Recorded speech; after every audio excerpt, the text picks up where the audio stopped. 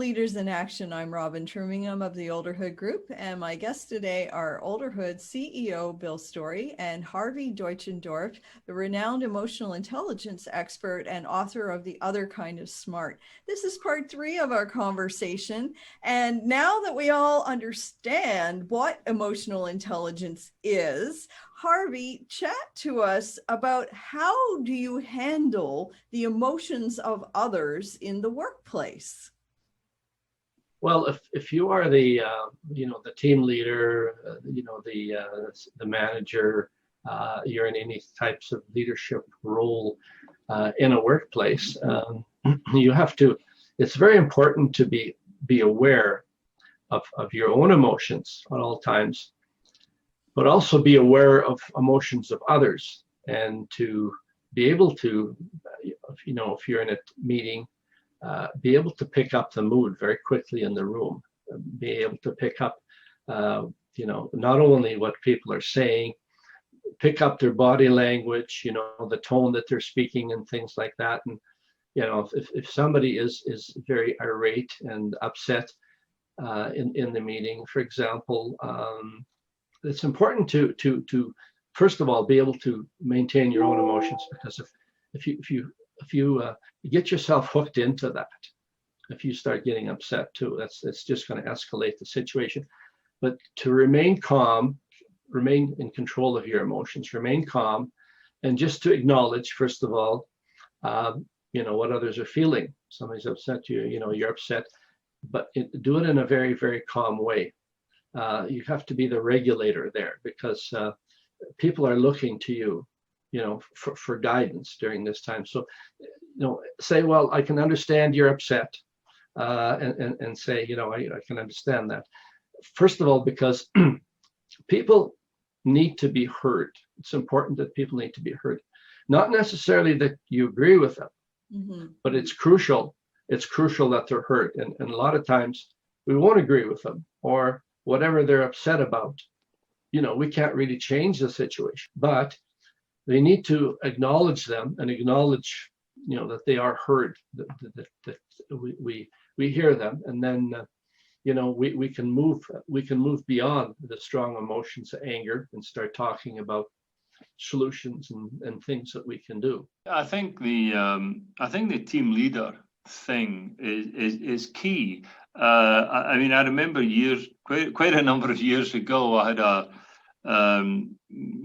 fairly small management team round about me, 6 or 7 people, and there was one. I would say a young lady in the team, very, very sharp, very intelligent person. And, we would have like meetings once a week or stuff like that. And I remember in one particular meeting, and this lady would be quiet pretty much all the time. She would contribute, but she would be fairly quiet. But anyway, in this particular meeting, oh man, she just went through the ceiling. And the point I'm making is that I knew her emotions. I knew what she was like, because as a team leader, I think you have to know that. I think you have to know your people at that so-called emotional level. And I remember after the meeting, and I sort of pulled her aside and I said, "Are you okay?" And she said, "Well, no, really." And she explained why, and it was a very legitimate reason that she'd kind of lost it, so to speak. But she literally just went off the deep end, and I then realised that she really was angry. She really had a point. She was really passionate about the situation. But I think, as I say, that goes back to, I knew the person. If you work at knowing the person, all the people in your team, then when it comes to that emotional roller coaster that they all go through, including yourself, then you can recognize it much easier and much better. Yes. When you're a fireman, you teach everybody, if you see, if something's on fire, you stop, drop, and roll. And we all learned that when we were little kids. Is there sort of a series of steps for, navigating emotional intelligence? If our emotions, we feel like our emotions, and this comes to self-awareness, if we feel our emotions are out of control, it's usually, there's no danger if we're feeling really, really happy, unless it's totally off the wall and we're jumping joy. But things like anger, if we feel them boiling up and feel like they're going to explode like a pressure cooker, we deep breathing, breathing from our diaphragm deep down, breathing will help that.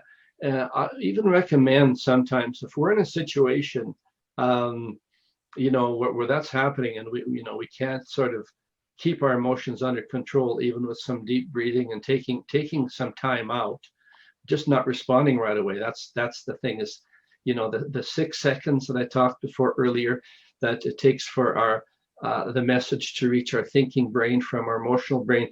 We need to give ourselves that time. But if a situation is really volatile, just leaving it for the time being, till things can simmer down. So yeah, in those cases, we never react. We wait till we can think things through before we respond when we're in those kinds of situations. If our emotions are out of control, stop, breathe.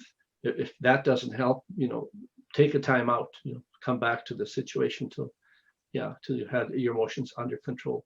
So if you're a manager and you're trying to figure out what's going on with your team, this is really more about your ability to listen than any other thing, I think.